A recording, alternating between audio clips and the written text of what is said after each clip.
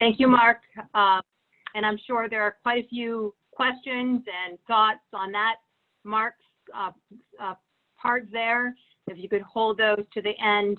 I'm now going to discuss accumulation of PFAS compounds from the application of residuals. So loading, how might we calculate based on residual concentration, how might we then determine what the accumulation of PFAS in soils loading might be?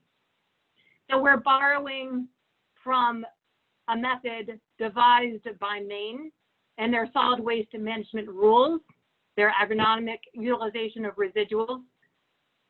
And that the next series of slides are going to lay out steps as defined by Maine's regs in order to provide a possibility for how these calculations might be performed.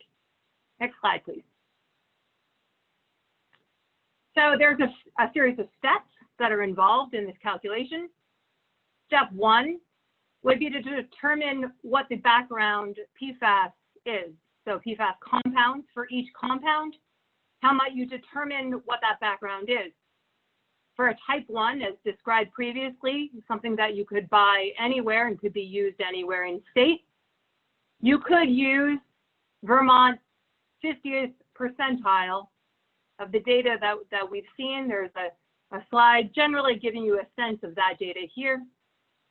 For a type 2 product, which is applied at a site-specific location, you then might be able to grab a sample, and that analysis, the PFAS determined, you could then use as your background to have an actual sampling beginning, starting place. You have, so step one, determine background.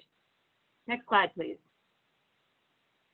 All right, step two, let's figure out what that annual increase in residuals might be.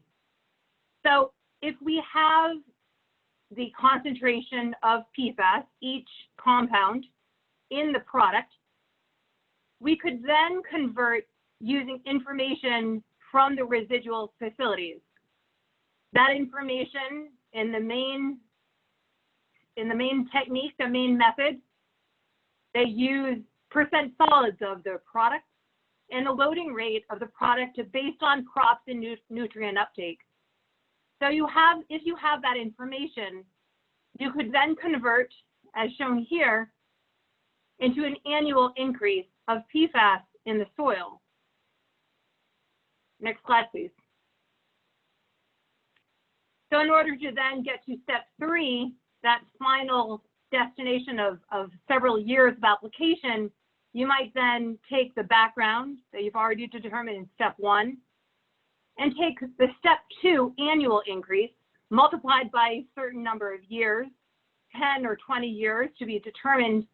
And then you might be able to determine, and this is the main method, you would then be able to determine what the long-term, the 10 or 20 year PFAS for each compound might be. Next slide, please. So some assumptions in this method, PFAS continues to accumulate in the soil. It's a conservative approach. There's in this method, there is a constant loading rate of residuals as stated by the facility or distributor. And then you have a long-term application. There's an assumption of that long-term application of residuals over a certain period of time, 10 or 20 years, as we described. Next slide, please. Let's give an example. Again, all examples, all data, we're going to show some slides. We're going to show some graphs. All graphs are calculated or analyzed by MassDEP using data that we borrowed from New Hampshire. New Hampshire was not part of these calculations or these analyses. So we performed all these calculations and the analyses, and we're providing this information. So I just wanted to make sure that's clear. Next slide, please. A couple of notes on the graph. MassDEP applied calculations to 2019 PFAS residuals data as collected by New Hampshire DES.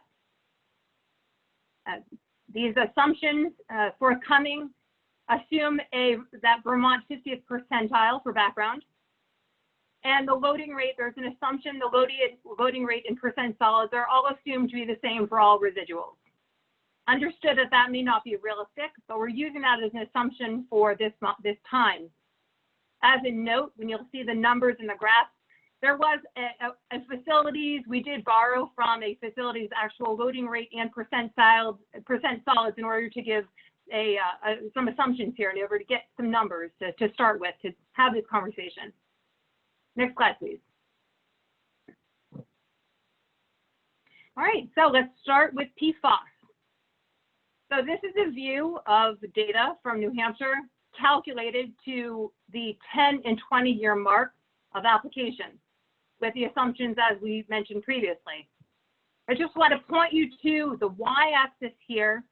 So you see PFAS, PFOS, the y-axis, the max as shown, the variation of data, but I just want to point you to the y-axis here, 2,500 nanograms per kilogram. That's what you're seeing in this view.